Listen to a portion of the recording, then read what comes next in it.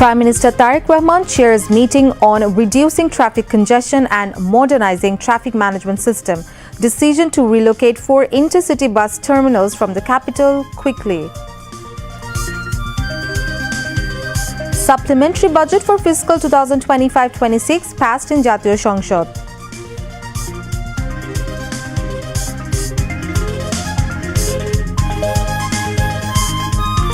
Government allocates 14,000 crore taka for family cards in fiscal 2026-27. Instruction given to implement the project properly, says Finance Minister. Ensuring freedom of media would be sweet revenge against Bakhshali rule, says Information and Broadcasting Minister.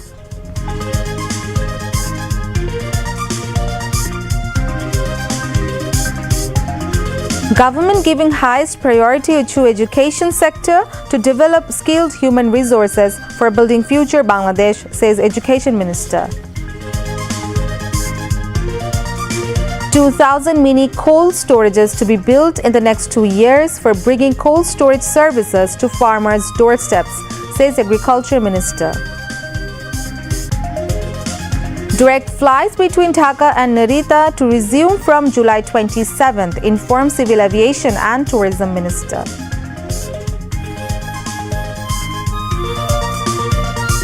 Tribunal set June 28th for verdict in case of killing 2 people and shooting a person hanging from cornice in Rampura during July mass uprising.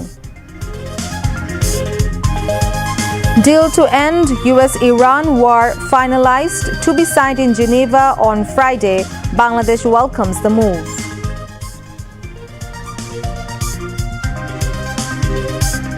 And in FIFA World Cup, Germany thrashed Curacao 7-1 in their first match of Group E. Assalamu alaikum, I'm Tasnuba Tasneem, welcoming you to News at 10 on BTV News. You've just heard the headlines, now moving on to the details. Prime Minister Tariq Rahman has directed the authorities concerned to relocate 4 intercity bus terminals from the capital as soon as possible to ease traffic congestion in Dhaka city. The Premier gave the directive at the 3rd meeting on reducing traffic congestion and modernizing the traffic management system in the city. Prime Minister Tariq Rahman chaired the meeting held at Public Administration Conference Room of the Cabinet Division in the Bangladesh Secretariat this morning. The 4 terminals are the Fulbaria Gulistan Bus Terminal, Gaptoli Bus Terminal, Moakhali Bus Terminal and Saidabad Jatrabari Bus Terminal. However, the meeting decided to relocate the Fulbaria Gulistan Bus Terminal to Keraniganj, the Moakhali Bus Terminal temporarily to the eastern part of the city before being permanently relocated near Tongi. The meeting decided to shift the Gaptoli Intercity Bus Terminal at Himayatpur and the Saidabad Jatrabari Bus Terminal at Kachpur. The Prime Minister also asked to remove the numerous bus counters scattered across different parts of the capital and relocate them to designated locations. The meetings discussed various measures aimed at modernizing Dhaka's traffic system, including the installation of AI-powered traffic cameras and other technology-based traffic management initiatives. The Prime Minister expressed satisfaction over the benefits already being achieved through the installation of AI-based traffic signaling and monitoring systems.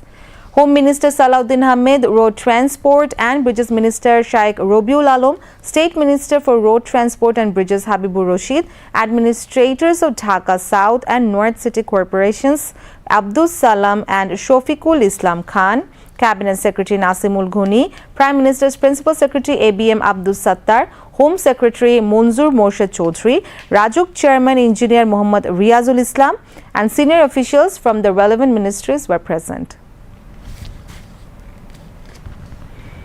Prime Minister Tariq Rahman has urged the media to move forward on the path of truthful and objective journalism. He said that the truth must be presented to the people as the truth, not the flattery of the party or the government.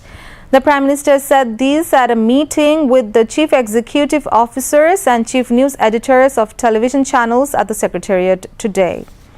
The Prime Minister sought the cooperation of the media in bringing positive changes in the country.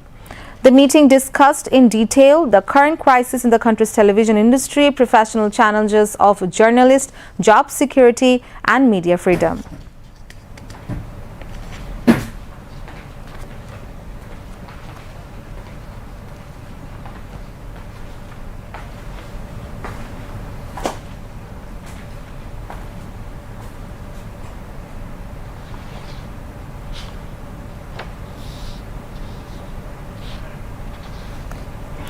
Jatiya Sangsad today passed the supplementary budget bill for the fiscal year 2025-2026, approving revised government expenditures and allocations for the current fiscal year.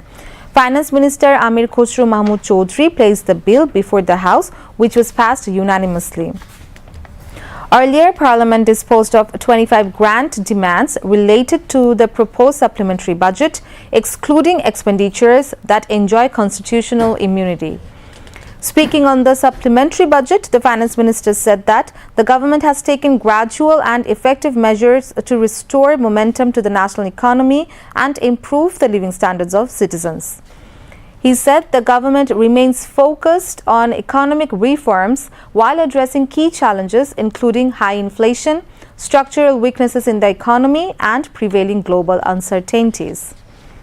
The parliamentary sitting began in the afternoon with Speaker Hafizuddin Ahmed in the chair. Prime Minister and Leader of the House Tariq Rahman attended the session. The House was later adjourned until 3 p.m. tomorrow. Finance Minister Amir Khosrow Mahmood Chaudhry has directed officials to ensure the family card program implementation without any political or partisan influence, emphasizing transparency and fairness in selecting beneficiaries. The directive came at the fourth meeting of the Cabinet Committee on Family Card Distribution held at the Finance Ministry in the Secretariat today. The committee approved the administrative expenditure for the program, finalized the amended Family Card Piloting Implementation Guidelines 2026 and gave in principle approval to the draft Family Card Implementation Policy 2026. The Finance Minister stressed that support must reach eligible beneficiaries based solely on need without political consideration. Social Welfare Minister Professor Dr. A.Z.M. Zohid Hussain, State Minister Farzana Sharmin, State Minister Mir Shahe Alam, senior government officials and representatives of relevant agencies attended the meeting. Information and Broadcasting Minister Zohiruddin Shapon has said that ensuring media freedom will be the sweetest revenge against Bakshal-style rule. He made the remarks at a seminar held at the auditorium of the Department of Films and Publications in the capital this afternoon. The seminar was organized by the National Editors Council to mark the Black Day of newspaper closures.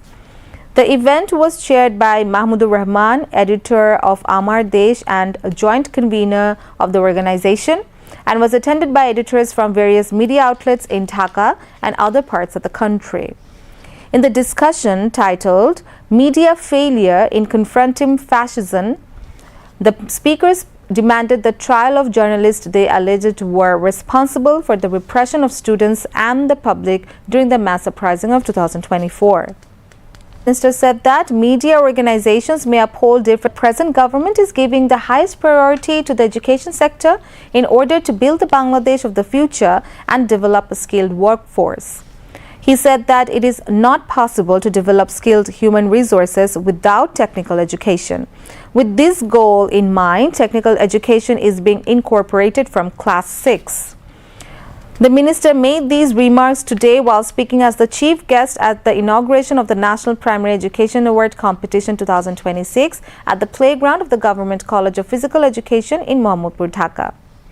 He said that a new education curriculum is being developed with a special focus on creative learning. Students will receive textbooks under the new syllabus and curriculum beginning in 2028, he added. As part of this initiative, all revised textbooks will be distributed to schools across the country by the next December.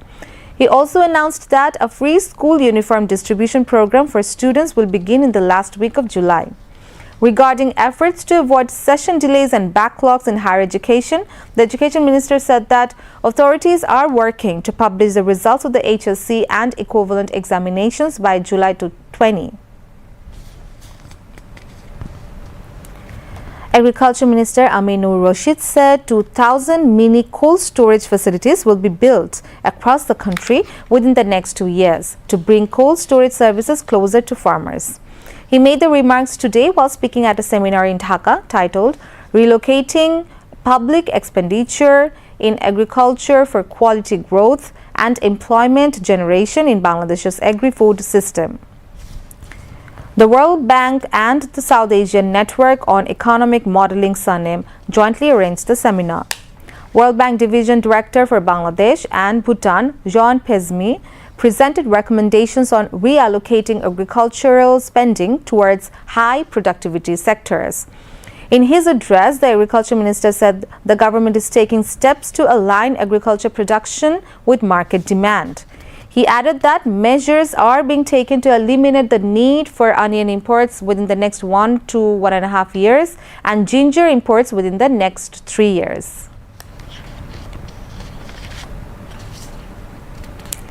Civil Aviation and Tourism Minister Afroza Khanum Rita has announced that the suspended Biman Bangladesh Airlines Dhaka-Narita Dhaka flight service will resume on July 27 instead of June 30.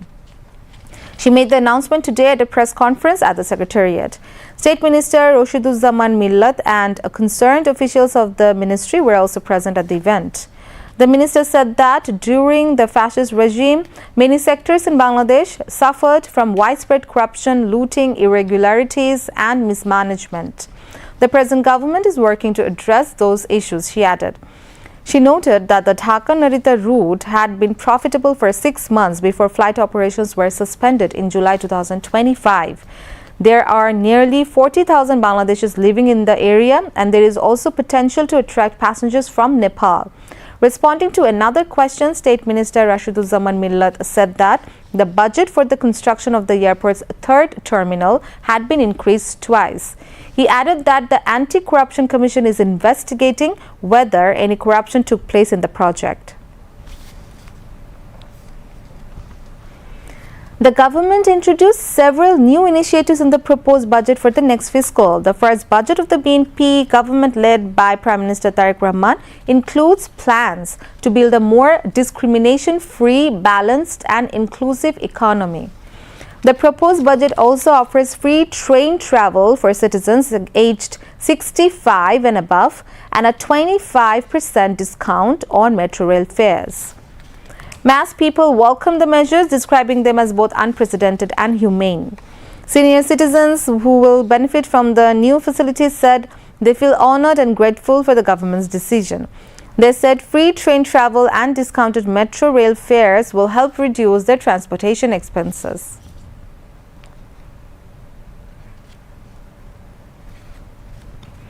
The government has planned to introduce an e-health card and establish a national ambulance pool to make healthcare services more modern, accessible and integrated under the proposed budget.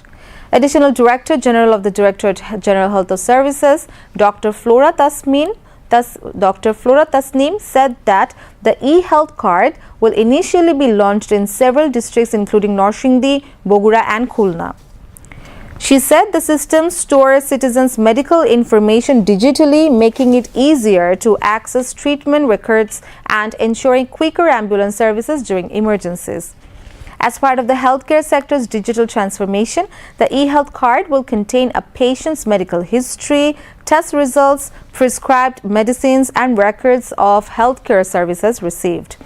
All information will be stored in an integrated database.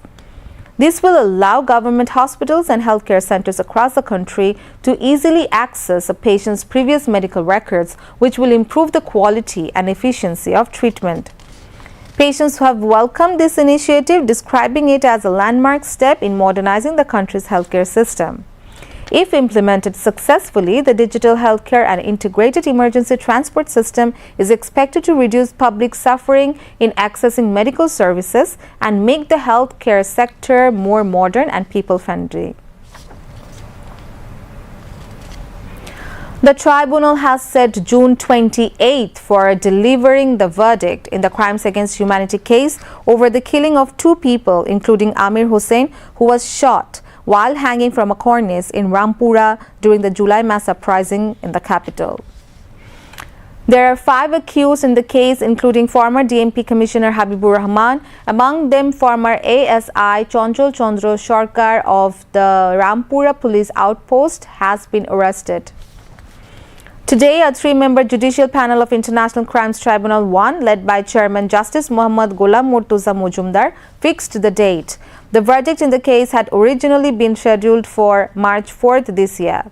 However, after the prosecution submitted new digital evidence, certain witness testimonies were reopened.